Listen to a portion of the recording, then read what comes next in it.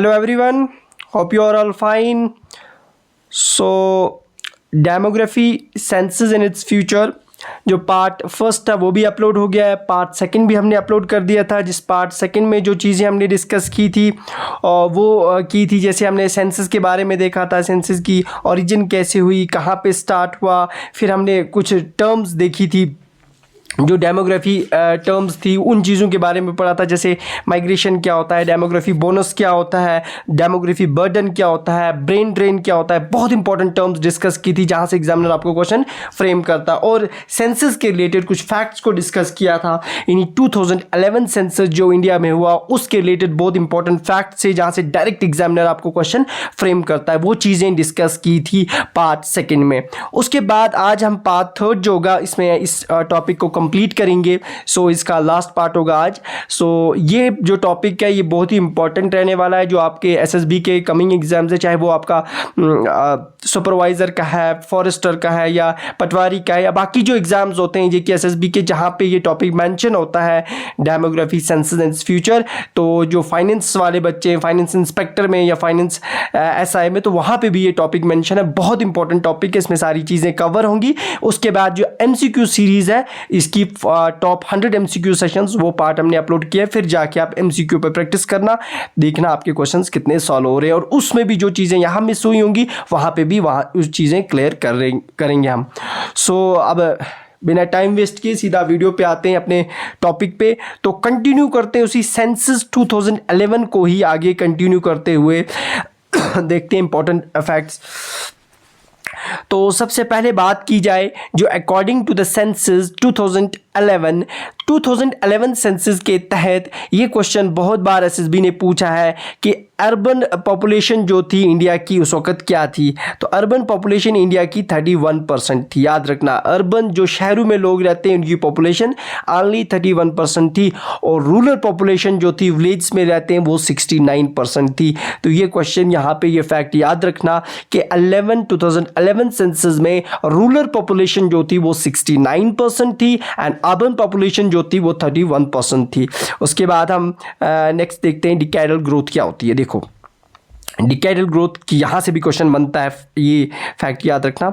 डिकैडल growth हम बोलते हैं कि जैसे इंडिया के अंदर जो सेंसस होता है हर 10 साल के बाद होता है, जैसे 2011 में हुआ, अब 2021 में होने वाला था, but due to some reasons थे, जैसे कोविड रीजन था एक, 21 में होने वाला था, कोविड आ गया तो 22 में भी कैंसिल हो गया, 23 में अब होने वाला था। तो 23 में इन्होंने लास्ट लेटर जो मंथ्स थे उनमें उन्होंने बोला था कि सेंसस होगा आपका 23 जो 10 साल के बाद होता है। लेकिन अब इलेक्शंस आने वाले हैं तो इलेक्शंस की बेसिस पे इस वजह से वो अब कैंसिल हुआ है। अब बोल रहे हैं 2024 जो लास्ट मंथ्स होंगे उसमें इंडिया का जो सेंसस होगा वो होगा। तो ये चीज़ याद रखना, तो वो नहीं हुआ। अब ये यहाँ पे जो सेंसस होता है इंडिया में, यहाँ पे हर 10 साल के बाद होता है, यानी 10 ईयर्स का यहाँ पे गैप होता है, बहुत इंपॉर्टेंट है। उस 10 ईयर गैप में कितनी ग्रोथ हुई, जैसे 2001 में सेंसस हुआ, 2011 में सेंसस होने वाला था, तो उसमें कितनी ग्रोथ होगी 2011 तक, उसे बोलते हैं पॉपुलेशन ग्रोथ कितनी हुई, दैट्स का डिकैडल ग्रोथ बोलते हैं। वही देखेंगे हम 2001 से 2011 तक का किस स्टेट में, किस यूटी में ज़्यादा थी, किस में सबसे कम थी। यहाँ से क्वेश्चन बनता है। देखो सबसे हाईएस्ट मेघालय स्टेट जो है इंडिया की नॉर्थ ईस्टर्न स्टेट है, यहाँ पे सबसे ज़्यादा किस स्टेट में डिकैडल ग्रोथ देखने को मिली, वो थी मेघालय 28%, और सबसे कम देखने को मिली वो थी नागालैंड, जो थी आपकी नागालैंड, ये भी नॉर्थ इंडियन स्टेट्स है, यहाँ पे 0.6%। तो दोनों जो हैं वो हमारे पास एक हाईएस्ट है। तो याद रखना जो पहले आएगी उसमें हाईएस्ट, जो बाद में आएगी कन्फ्यूजन के लिए JKLM एक अल्फाबेट में याद रखना ना, JKLMN। तो M के बाद आता है, M पहले आता है ना, ये पहले बड़ा आता है यानी बड़ी, तो इसमें सबसे ज़्यादा थी। N नागालैंड बाद में आती है, उसमें सबसे कम थी। तो एक थोड़ा कंफ्यूज नहीं होनी, इसलिए ये चीज़ आप याद रखोगे। उसके बाद हम बात करते हैं यूटीज़ की बात करें, अगर यूनियन टेरिटरीज़ की बात करें तो सबसे ज़्यादा देखने को मिली थी 55.9%, वो थी दादरा एंड नगर हवेली वैली में, और सबसे कम मिली थी लक्षद्वीप में। इसको भी ऐसे ही याद रखना है, डी अल्फ़ाबेट पहले आता है, एल बाद में आता है, तो उसकी ज़्यादा थी, इसकी कम थी। तो इस तरह थोड़ा रिलेट करके आपको ये डेटा जो है याद रहेगा। उसके बाद नेक्स्ट हम देखते हैं अब पॉपुलेशन डिस्ट्रीब्यूशन क्या होता है, ठीक है ना। सो पॉपुलेशन डिस्ट्रीब्यूशन की बात करते हैं तो it's a uneven distribution. Population distribution हर जगह पे इवन नहीं मिलेगा। क्यों? रीजंस बहुत सारे हैं। किसी जगह पे जहाँ पे इंडस्ट्रियलाइजेशन ज़्यादा होगी, अर्बनाइजेशन ज़्यादा होगी, जहाँ पे फर्टाइल लैंड्स होंगी, जहाँ पे मिनरल्स ज़्यादा होंगे, वहाँ पे आबादी आपको ज़्यादा मिलेगी, वहाँ पे पॉपुलेशन ज़्यादा मिलेगी। जो हिली एरियाज़ की बात करोगे आप, तो जो हिली एरियाज़ है वहाँ पे आपको पॉपुलेशन कम मिलेगी, एक घर दूर दूर नज़र आएगा। तो इस तरह से ये पॉपुलेशन डिस्ट्रीब्यूशन इवन नहीं होता, ये अनइवन होता है। ये बहुत सारे फैक्टर्स हैं जिस वजह से ये चीज़ होती है कि इवननेस क्यों होती है, अनइवननेस क्यों होती है, ये चीज़ होती है। अब एक जॉर्ज बी क्रेसी, इन्होंने कहा, ये इनकी वर्डिंग है, ये याद रखना, कभी एग्जामिनर पूछ लेता है। इन्होंने क्या कहा था, देखो इन्होंने कहा था, इन्होंने कहा था ये क्या हो गया, हाँ, तो इन्होंने कहा था ही सैड अबाउट एशिया, इन्होंने एशिया के बारे में कहा that it has many places where the peoples are few, यहाँ पे बहुत सारी ऐसी जगहें एशिया में जहाँ पे लोग बहुत कम हैं।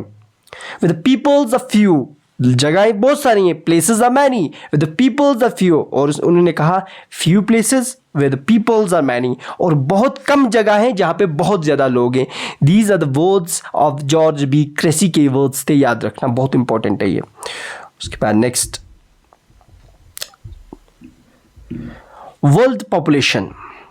वर्ल्ड की 90% ऑफ द पॉपुलेशन जो है वो हमारे 10% ऑफ द लैंड एरिया पे है। अगर 100% एरिया ऑफ द लैंड है वर्ल्ड का, उसमें से सिर्फ 10% ही लैंड एरिया पे 90% पॉपुलेशन है। 90% आबादी सिर्फ 10% लैंड एरिया पे है। और ये भी याद रखना कि 60% पॉपुलेशन आपको टॉप 10 कंट्रीज़ ही में मिल जाती है, जिसमें 6 कंट्रीज़ एशिया में आ जाते हैं आपके, और टॉप मोस्ट पॉपुलस कंट्रीज़ हैं वो एशिया के। आपको चाइना जो इस वक्त नंबर 1 में है पॉपुलेशन में, India, USA, Indonesia, Brazil, Pakistan, Nigeria, Bangladesh, Russia and Mexico, ये 10 जो हैं ये 60% ऑफ द पॉपुलेशन कंट्रीब्यूट कर रहे हैं वर्ल्ड की। उसके बाद हम देखते हैं कुछ फैक्टर्स हमारे पास हैं, कुछ फैक्टर्स हैं जो अफेक्ट कर रहे हैं डिस्ट्रीब्यूशन ऑफ द पॉपुलेशन, कहाँ पे ज़्यादा होगी, कहाँ पे कम होगी। उनमें से हम देखेंगे वो कौन से फैक्टर्स हैं जिस वजह से डिस्ट्रीब्यूशन ऑफ पॉपुलेशन जो है उसमें इवननेस नहीं है, वो अनइवन है। कौन से रीजंस हैं, कौन से फैक्टर्स हैं जिस वजह से वो अनइवन है। तो सबसे पहला फैक्टर आता है जियोग्राफिकल फैक्टर। देखो अभी मैंने आपको बोला जियोग्राफिकल फैक्टर का मतलब है जहाँ पे पानी ज़्यादा होगा, जहाँ पे अवेलेबिलिटी ऑफ वाटर ज़्यादा है, रिवर वैलीज हैं। जहाँ पे आपको लैंड रिफॉर्म्स की बात करें तो गंगा प्लेन्स की बात करोगे, जहाँ पे फर्टाइल लैंड्स होंगी वहाँ पे आबादी ज़्यादा होगी। जैसे जहाँ पे मेडिटेरियन टाइप ऑफ क्लाइमेट होगी वहाँ पे एक क्लाइमेट अच्छी होगी, वहाँ पे लोगों की डिस्ट्रीब्यूशन काफ़ी ज़्यादा अच्छी मिलेगी, पॉपुलेशन ज़्यादा मिलेगी। तो ये कुछ फैक्टर्स हैं जहाँ पे आपको लैंड यानी जहाँ पे आपको सॉइल अच्छी फर्टाइल सॉइल मिलेगी। जैसे इंडो गंगा प्लेन्स हैं वहाँ पे आबादी आपको बहुत ज़्यादा मिलेगी, वहाँ पे पॉपुलेशन बहुत ज़्यादा मिलेगी। तो ये फैक्टर्स हैं जिस वजह से उन एरियाज़ में आपको पॉपुलेशन ज़्यादा मिलती है। उसके बाद एक फैक्टर आता है हमारे पास, वो आता है इकोनॉमिक फैक्टर। देखो इकोनॉमिक फैक्टर क्या होता है। इकोनॉमिक फैक्टर मैंने बोला था आपको मिनरल्स से हमें क्या मिलता है, पैसा मिलता है ना। तो मिनरल्स जैसे हमारे पास ज़ाम्बिया की बात करेंगे, इन्हें कॉपर बेल्ट्स ऑफ अफ्रीका बोलते हैं। यानी अफ्रीकन कंटिनेंट जो है वहाँ पे ज़ाम्बिया जो है, केटेंगा है, ये एरियाज़ हैं जहाँ पे आपको mineral belts areas of the world हैं। तो यहाँ पे आपको आबादी ज़्यादा मिलेगी, पॉपुलेशन। इसी तरह से अर्बनाइजेशन की बात करें इकोनॉमिक में फैक्टर में, अर्बनाइजेशन होगी, शहर सिटीज़, यहाँ पे लोगों की आबादी ज़्यादा होगी, यहाँ पे उनकी जो ये है पॉपुलेशन वहाँ ज़्यादा होती है। क्यों क्यों अर्बनाइजेशन में ज़्यादा होती है? देखो, लोग गांव से शहरों की तरफ आते हैं फॉर द फैसिलिटीज़ के लिए, क्योंकि वहाँ उन्हें ट्रांसपोर्ट फैसिलिटीज़ अच्छी मिलती हैं, वहाँ पे उन्हें एम्प्लॉयमेंट मिलती है, हेल्थ फैसिलिटी अच्छी मिलती है, जो चिल्ड्रंस होते हैं उनके लिए एजुकेशन सिस्टम उनका काफ़ी अच्छा होता है, तो वहाँ की तरफ आते हैं। वहाँ आपको ज़्यादा से ज़्यादा अर्बनाइजेशन जो होगी वहाँ पर आपको ज़्यादा पॉपुलेशन मिलेगी। एंड इसी तरह से इंडस्ट्रियलाइजेशन की बात करेंगे। इंडस्ट्रियलाइजेशन जैसे बे ऑफ ओसाका, ये रीजन जापान का है, इंडस्ट्रियलाइज्ड एरिया है, यहाँ पे आपको बहुत ज़्यादा पॉपुलेशन मिलेगी। मैंने थोड़ा शॉर्ट लिखा है ताकि चीज़ें आपको समझ भी आ जाए, ज़्यादा वो थ्योरिटी ज़्यादा नहीं लिखा है, चीज़ें आपको कुछ पॉइंट्स में ही समझ आ जाए तो बेहतर रहता है और उसको आप अच्छे से कोप अप कर लेते हो। सो उसके बाद हम देखेंगे हमारे पास फैक्टर आता है नेक्स्ट, वो है social and cultural factors. Social and cultural factor की बात करें, ये भी एक रीज़न होता है कि पॉपुलेशन डिस्ट्रीब्यूशन कैसी होगी। देखो, सोशल फैक्टर की बात करें तो वो एरियाज़ जहाँ पे आपको हाउसिंग कंडीशंस अच्छी होंगी, एजुकेशन अच्छी होगी, हेल्थ फैसिलिटीज़ अच्छी होंगी, वहाँ पॉपुलेशन अच्छी होगी। इसी तरह से रिलीजियस कल्चरल फैक्टर, जो रिलीजियस प्लेसेस होती हैं, जहाँ पे मजहबी जगहें होती हैं, वहाँ पे आप देखोगे लोगों की जो अट्रैक्शन होती है काफ़ी ज़्यादा होती है उन एरियाज़ में। जैसे आप वर्ल्ड में देखोगे वेटिकन सिटी आती है, जेरूसलम आता है इसराइल के अंदर। ये जो एरियाज़ हैं आप देखो वहाँ पे कितनी ज़्यादा पॉपुलेशन डेंसिटी है, कितने ज़्यादा लोग वहाँ पे हैं। तो ये कुछ रीजंस होते हैं जिस वजह से लोग वहाँ की तरफ जाते हैं। तो वहाँ पे इमाइग्रेशन, कभी ऐसा होता है कोई पॉलिटिकल अनरेस्ट हो गया तो लोग वहाँ से चले जाते हैं, निकल जाते हैं, वहाँ से इमाइग्रेट कर जाते हैं। हालात ख़राब हो गए, निकल जाएंगे वहाँ से, दूसरी जगह शिफ्ट हो जाएंगे। ये कुछ फैक्टर्स हैं जिस वजह से पॉपुलेशन पे काफ़ी असर पड़ता है। उसके बाद नेक्स्ट हमारे पास पॉपुलेशन ग्रोथ क्या होती है। देखो, पॉपुलेशन ग्रोथ का मतलब है change in the number of the people का नंबर चेंज हो जाना एक यूनिट एरिया में, यूनिट टाइम मानते हैं एक साल के अंदर एक यूनिट एरिया के अंदर कितने लोग बढ़े, कितने लोग कम हुए, उसे हम बोलते हैं पॉपुलेशन ग्रोथ। बढ़ेगा तो पॉपुलेशन पॉजिटिव ग्रोथ होगी, घटेगा तो नेगेटिव ग्रोथ होगी। अब हम देखेंगे इसमें पॉजिटिव ग्रोथ क्या होती है। पॉजिटिव ग्रोथ होती है पॉपुलेशन बढ़ेगी, इंक्रीज होगी एक यूनिट टाइम में, यूनिट एरिया में। सपोज 2 करोड़ आबादी थी, 2 करोड़ से वो बन गई 3 करोड़, तो आबादी क्या होगी, यहाँ पे पॉपुलेशन क्या होगी, इंक्रीज होगी। दैट मीन्स यहाँ पे पॉजिटिव ग्रोथ हुई। अब रीजन क्या था, वहाँ पे रीजन था बर्थ इंक्रीज हुई, डेथ रेट कम थी, यानी बर्थ ज़्यादा हुए, जन्म ज़्यादा हुए और डेथ्स कम हो गई, तो वो एक रीज़न था। ये इमाइग्रेशन हुई, वहाँ पे लोग आए उस एरिया के अंदर। सपोज़ ये एरिया था हमारे पास, यहाँ पे लोगों की इमाइग्रेशन हुई, वहाँ पे लोग बाहर से आ गए और बर्थ रेट बढ़ गई, तो उससे पॉपुलेशन वहाँ की उस एरिया की बढ़ गई। ये था एक पॉपुलेशन, पॉजिटिव पॉपुलेशन ग्रोथ। उसके बाद आता है negative population growth. Second one is negative population growth. देखो, नेगेटिव पॉपुलेशन ग्रोथ क्या होता है, ये पर यूनिट टाइम में, पर यूनिट एरिया कितनी पॉपुलेशन डिक्रीज हुई। सपोज पहले थी 2 करोड़, 2 करोड़ से 1 करोड़ आ गई। अब रीज़न क्या हो सकता है, रीज़न हो सकता है डेथ ज़्यादा होगी, बर्थ इतनी ज़्यादा नहीं हुई, डेथ रेट बढ़ गई, लोगों की जो मॉर्टेलिटी थी वो ज़्यादा थी, यानी डेथ रेट्स जो थी हमारे पास वो बढ़ गई। बर्थ रेट इतनी यहाँ पे वहाँ पे बर्थ इतनी हुई नहीं और डेथ रेट बहुत ज़्यादा हो गई। इमाइग्रेशन, लोग वहाँ उस एरिया को छोड़ के चले गए, तो उस वजह से वो रीजंस थे कि वहाँ पे नेगेटिव पॉपुलेशन ग्रोथ देखने को मिली। उसके बाद आता है पॉपुलेशन चेंज कंपोनेंट्स। जिस वजह से पॉपुलेशन चेंज कंपोनेंट कौन से हैं, वो 3 बहुत इंपॉर्टेंट है। बर्थ रेट भी एक पॉपुलेशन चेंज कंपोनेंट है, डेथ रेट भी, माइग्रेशन भी। माइग्रेशन में 2 आते हैं, इमाइग्रेशन लोगों का बाहर से आना, इमाइग्रेशन लोगों का उस जगह से निकल के चले जाना।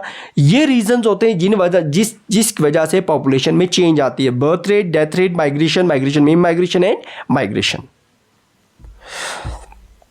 उसके बाद आता है नेचुरल ग्रोथ रेट क्या होती है। नेचुरल ग्रोथ रेट होती है, सिंपल सी बात रखना फॉर्मूले में, बर्थ्स उस एरिया के अंदर, सपोज ये एरिया, इसके अंदर कितनी बर्थ्स हुई, इसके अंदर कितनी डेथ्स हुई। Birth minus death per unit area per unit time. Suppose हम मानते हैं इस एरिया के अंदर 100 बर्थ हुई, 100 बर्थ में से इसमें माइनस कर दो, डेथ्स हमारे पास 50 हुई। वहाँ पे जो बचता है हमारे पास 50, वो 50 हमारे पास होता है natural growth rate. We call it as natural growth rate. लेकिन एक चीज़ को याद रखना है, नेचुरल ग्रोथ रेट के अंदर आपको माइग्रेशन को कंसिडरेशन में नहीं लेना है, ये पॉइंट याद रख लेना।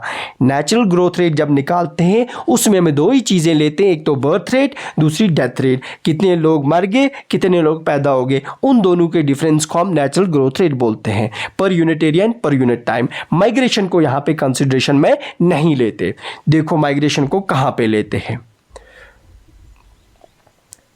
नेक्स्ट आता है actual growth of the population. यहां पे हम बर्थ, यहां पे हम माइग्रेशन को कंसीडरेशन में लेते हैं। तो एक्चुअल ग्रोथ रेट जो होती है उसमें आप बर्थ, क्योंकि बर्थ से क्या होगी, पॉपुलेशन बढ़ेगी। इमाइग्रेशन क्या होगी, पॉपुलेशन बढ़ेगी। तो ये दोनों का प्लस माइनस कर दो, डेथ्स कितनी हुई, इससे पॉपुलेशन घटती है। इमाइग्रेशन, लोगों का वहां से निकल जाना, इससे पॉपुलेशन कम होती है। जब इनका डिफरेंस निकालते हैं तो हमें actual growth of the population मिलती है। तो जिनसे बड़ी पॉपुलेशन उन दो को प्लस कर लो, जिन दो से पॉपुलेशन घटी उन दो को प्लस कर लो, दोनों का डिफरेंस निकालोगे तो you will get the actual growth of the population. ठीक है ना। उसके बाद आया थॉमस माल्थस थ्योरी 1798। इस थ्योरी में क्या बोला है इन्होंने, थॉमस माल्थस ने, इन्होंने जो थ्योरी बोली, इन्होंने कहा कि number of the people increase faster than the food supply. यानी जो हमारी पॉपुलेशन है वो इतनी तेज़ी से बढ़ रही है कि बाद में एक ऐसा टाइम आएगा जब फूड सप्लाई कम हो जाएगी। यानी हमारी पॉपुलेशन इतनी तेज़ी से बढ़ रही है कि इतनी हमारे पास फूड सप्लाई नहीं है। यानी अगर आपको शॉर्टेज ऑफ फूड इंडिकेट्स, अगर आपको फूड की शॉर्टेज लग रही है तो उसका मतलब पॉपुलेशन बढ़ रही है। ये थी थॉमस माल्थस की थ्योरी। कॉन्सिक्वेंसेस क्या होंगे, पॉपुलेशन क्रैश हो जाएगी, फेमाइन्स आएंगे, यानी कहत आ जाएंगी, डिजीज, वॉर्स, ये चीज़ें जो हैं वो पॉपुलेशन को कंट्रोल में रख रही हैं। लेकिन हमारे पास ये चीज़ है कि फूड सप्लाई बहुत कम हो जाएगी, पॉपुलेशन इतनी तेज़ी से बढ़ रही है। ये थॉमस माल्थस थ्योरी थी। उसके बाद वर्ल्ड्स टोटल पॉपुलेशन। आज वर्ल्ड की पॉपुलेशन कहाँ है, यानी वर्ल्ड की total population according to 2011 census 7 billion. ये कितनी है, 7 बिलियन। और आज तो वो 8 को भी क्रॉस कर चुकी है, यानी 8 बिलियन भी क्रॉस कर चुकी है। ये 2011 के अकॉर्डिंग है। तो देखो ग्राफ पहले क्या था, देखो किस तरह से पॉपुलेशन बढ़ रही थी। ये यहाँ टाइम के साथ साथ इस तरह से, यहाँ पे देखो कितना शिफ्ट आया ग्राफ में, यानी 2 बिलियन, 3 बिलियन, 4 बिलियन, 5 बिलियन, और पॉपुलेशन कितनी तेज़ी से बढ़ रही है। खुद सोचो आप कहाँ की तरफ जा रहे हैं हम। उसके बाद पॉपुलेशन ये तो हो गया। अब आता है फ्यूचर्स ऑफ सेंसस। यहाँ से क्वेश्चन पूछा गया था एसएसबी ने, फाइव एग्जाम जो था प्रीवियस, इससे पहले जो हुआ, कल उससे पहले जो हुआ था, वहाँ पे पूछा गया था। यहाँ से क्वेश्चन बहुत इंपॉर्टेंट है, इसकी फ्यूचर्स याद रखना। Features of census. सेंसस जो होता है हमारे पास स्पॉन्सरशिप। देखो सेंसस को कोई ना कोई स्पॉन्सर करता है, जो उसको, जिसके अंडर ये सेंसस करवाया जाता है। या तो नेशनल गवर्नमेंट करती है आपकी, corporate, state government, local government जो होती हैं उनके साथ कॉर्पोरेट करके मिलके इस सेंसस को, एक बॉडी होती है जो करवाती है, जिसे नेशनल गवर्नमेंट बोलते हैं, वो उसे स्पॉन्सर करती है। इसी तरह से जब सेंसस होता है तो सेंसस के अंदर एक वेल डिफाइंड बाउंड्री होती है। ये इसका फ्यूचर है कि डिफाइंड बाउंड्री ऐसे नहीं है जैसे आपको बारामूला डिस्ट्रिक्ट का सेंसस करना है तो आप सिर्फ बारामूला डिस्ट्रिक्ट की बाउंड्री मार्क करोगे, उसके अंदर जो लोग होंगे उन्हीं का सेंसस करोगे, कितने मेल्स कितने फीमेल्स, उनका सेक्स रेशो क्या है, उनकी एजुकेटेड अनएजुकेटेड, वो सारी चीज़ें विद इन द बाउंड्री होंगी। आप वहाँ से पुलवामा डिस्ट्रिक्ट या बडगाम डिस्ट्रिक्ट में नहीं जाओगे, आपकी एक वेल डिफाइंड बाउंड्री होती है। तो इसके लिए हमेशा जो एरिया होता है वो एक वेल डिफाइंड बाउंड्री के अंदर हम सेंसस करते हैं। उसके बाद नेक्स्ट हमारे पास इसका जो फ्यूचर है वो है यूनिवर्सलिटी।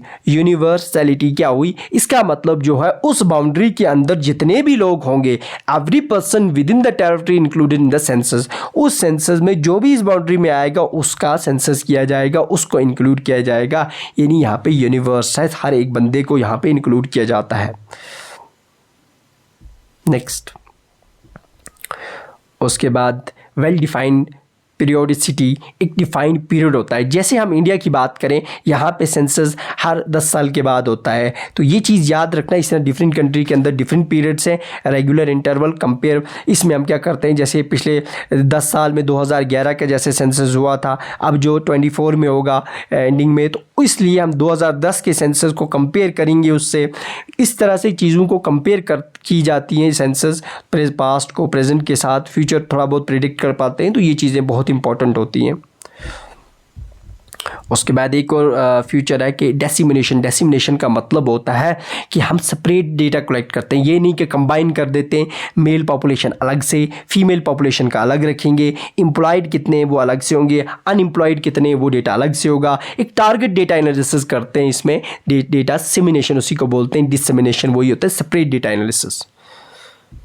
उसके बाद कंपाइलेशन एंड पब्लिकेशन ये होता है कि डेटा सारे को कंपाइल करके हम पब्लिश करते हैं। फिर डेटा यूज्ड बाय, उस डेटा को डिफरेंट ऑर्गेनाइजेशंस यूज़ करती हैं, सेंसस को स्टूडेंट्स अपनी रिसर्च में यूज़ करते हैं, universities, colleges and general census के लिए उस डेटा को फिर इस्तेमाल किया जाता है।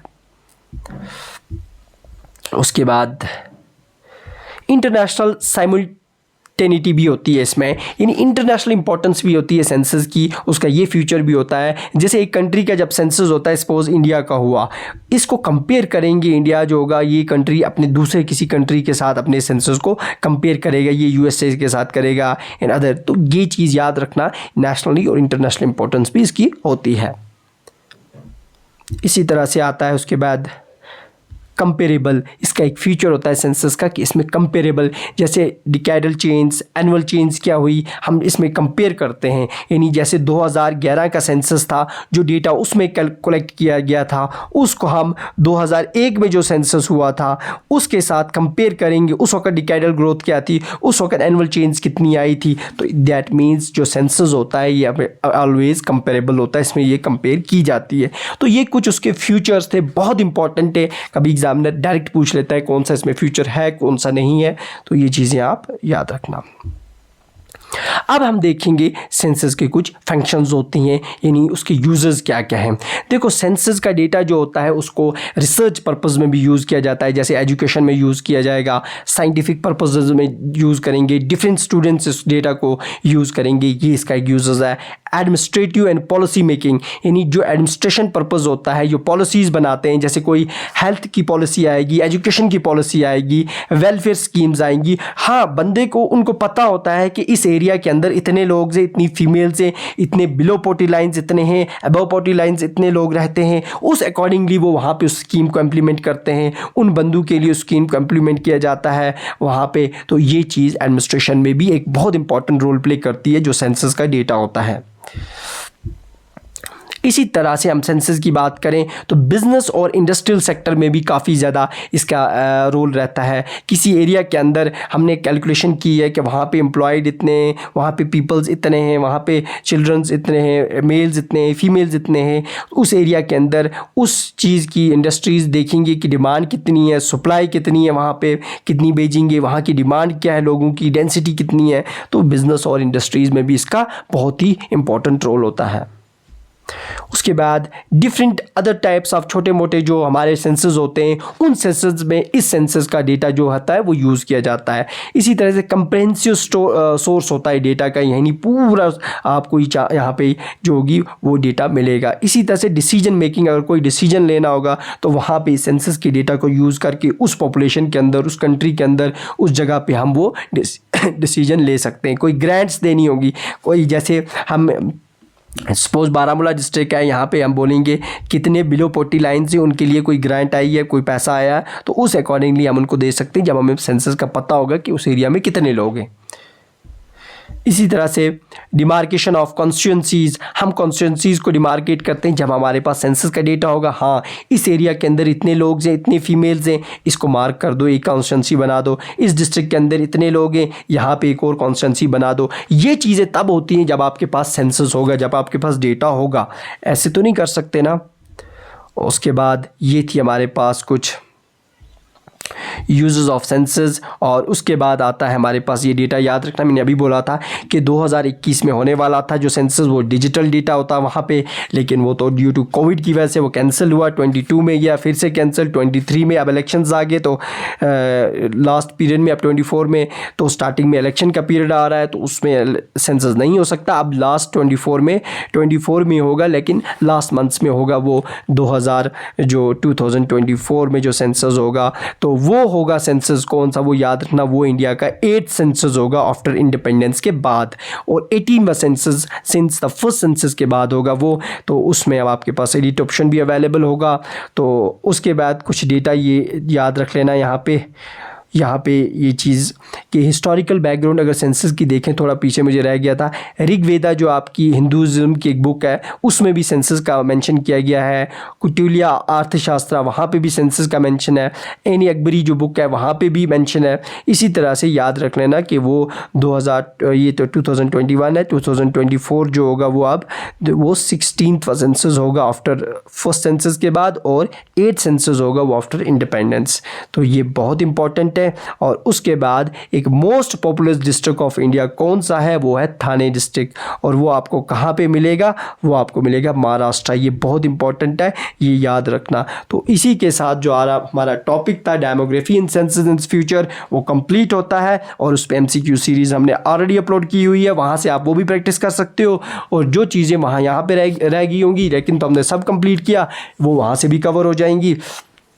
तो उसके बाद जो हम एनवायरमेंट इकोलॉजी का जो टॉपिक था उसका शायद एक वीडियो पेंडिंग है, वो आ जाएगा आपको, और साथ साथ जो चीज़ें भी होंगी, पटवारी का हो, सुपरवाइज़र का हो, साथ साथ लेके सिलेबस को कंप्लीट करते जाएंगे, और अच्छी क्वालिटी का कंटेंट आपको देंगे ताकि चीज़ें आपको समझ आएँ। और जो भी इस चैनल पे फर्स्ट टाइम देख रहा है उस चैनल को सब्सक्राइब कर ले, बेल आइकन को प्रेस कर ले, ताकि कोई भी नया वीडियो अपलोड होता है उसकी नोटिफिकेशन आपको मिल जाए। और हमारे टेलीग्राम चैनल को ज्वाइन करने के लिए डिस्क्रिप्शन में लिंक दिए, वहाँ से आप ज्वाइन कर सकते हो। सो मिलते कल। ओके, अल्लाह हाफिज़, थैंक यू।